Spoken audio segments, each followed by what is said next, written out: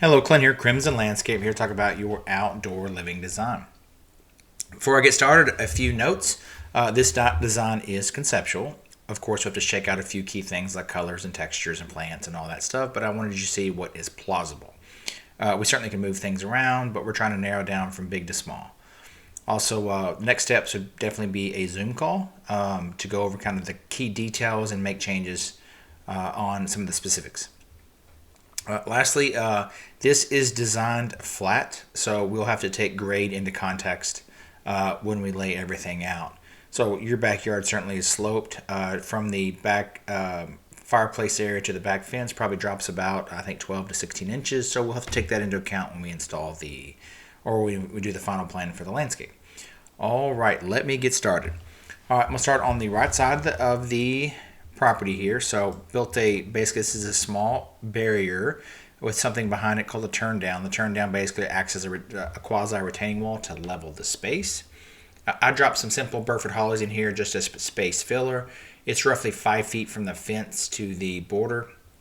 The one thing the survey doesn't quite give me is the exact location from the fence from the house. So this is some Kentucky windage here.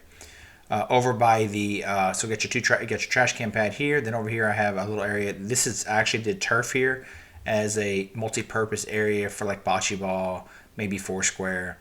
We certainly could do turf in the backyard if you wanted that material on the back. A concrete pad here, multi-purpose, could be a dining room table, could be like you could put an umbrella in it, could be like lounge chairs like this. Just that extra little bit of space for entertaining. This little unique walk path here, it just kind of ties everything together. We certainly can delete this whole section if you just didn't think it was needed. Then fire pit here. So fire pit did the sitting wall. The sitting wall stone veneer matches the stone on the fireplace. Looks nice and good. A few plywood chairs. And of course we cut a section in the concrete for the fire pit. We get these gaps in the concrete are called leave outs. Then we have these space all across the back of the patio for your designated walk paths. It really highlights where people walk. Then the gravel filled in there with lights, of course. Then I added a couple pots. So pot there, black, gray, blue, whatever. Okay, going over to the outdoor space. So as you walk to the outdoor space, let me go down to level. Like I said, this style structure is our most popular for this location. Just because the way it faces towards the yard. If you prefer the gable style, like we talked about yesterday in that brochure I gave you, we certainly could go with the gable style. So this is a closed ceiling, so the lights and the conduit and all that stuff is all hidden. We can certainly paint it a color, so if you wanted a gray color, a white color, we certainly can paint it. This is just a natural pre-stained wood color. That if we order the pre-stained, it comes from the mill pre-stained, kind of it's a medium brown color. All right, so this fits. You can see it fits a full-size couch. That's a full-size couch. That's a full-size couch end table. Then you have a table over here. I try to center things where things are a little more center off the TV in the middle, but you can move the couches and stuff over a little bit as you see fit. This actually fits a regular round 4-seat table in here. I didn't put that in there because it just seems like it was kind of tight. Sorry, a couple options on that. Okay, to the kitchen. Okay, so I made the kitchen. Oh, sorry. There we go. The kitchen doesn't quite have to be this big. We have a refrigerator, we have the propane tank, and we have the shutoff underneath the grill. This is a 32-inch grill. Then I added extra counter space over here. Mine is set up this way where you have the pole pretty close to the counter, and it doesn't bother me at all. Because when I'm standing next to the grill, I put the food on this side of the grill. So that, like I said, that post does not bother me at all. We could move the grill over to the patio where it's on the patio, but as we talked about yesterday, I am not a big fan of putting the grill underneath the structure just because heat is heat. Over time, I don't care if you have the 6 foot spacing. Over time, sometimes you'll develop that black soot on the ceiling, so that's why I like it a little bit out of the structure. That's just my preference. Stone veneer. Then we learned a few years ago that we only do granite on countertops. We don't do the limestone unless you just absolutely want the limestone.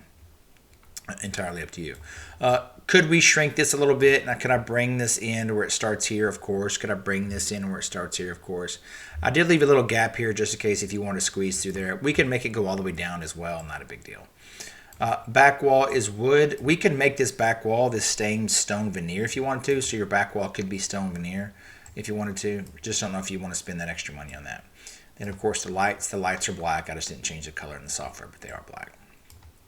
Like I mentioned, we can paint this. We can two-tone it. We can paint the post black. We can do steel post where the steel posts are black. This is black. Everything else is wood color. We can do where it's pine. Kind of the sky's the limit. The medium brown version, which I'll send you pictures of, is the most common version because it is the most cost-effective version. Then I highly recommend you go with our lights and our ceiling fan just because they're low drama.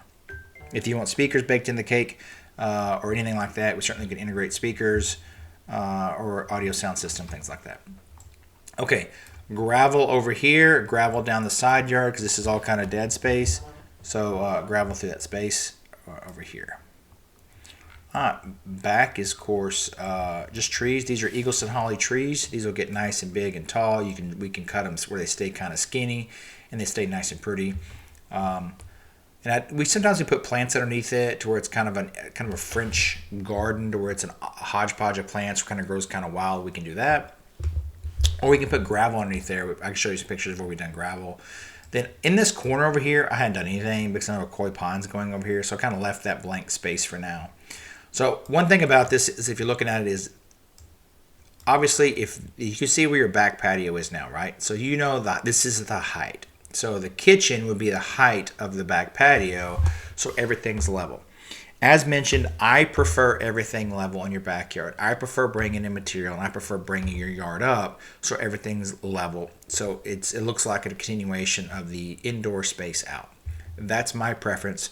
So in order to do that, one of the ways we do is sometimes we'll do these concrete barriers. We call them MOW curbs, N-O-W curb. It's like a quasi-retaining wall that helps level your yard so it retains space. So we can do that in a manner to where your landscape bed's actually 8 inches lower than your main yard. This could be grass or this could be artificial turf. We could put a putting green in here if you wanted to. It could be for volleyball if you wanted to. Things like that. So just take that into consideration. Do we do something like, do we level this space with this sort of border, or do we not do the border and not sweat leveling the space? Those are kind of some of the key decisions you have to make as we go through the process. Okay, let me go at a high level here, and let me switch it to night. There we go. So lots of lights along the fence, lots of lights along the house, lots of lights everywhere. Again, we can put speakers out here if you wanted to. We got some real nice speakers we sell. Lights under your structure. So, key thing about entertaining is you have to see. So just think about as we plan this out to allocate some budget for lighting.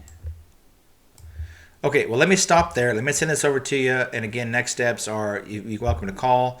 We'll have a conversation about this or really have a Zoom call to go over the details. I appreciate your time. I look forward to hearing from you. Oh, if you're a first-time guest checking out one of our videos, you can go to our website at crimsonlandscape.com.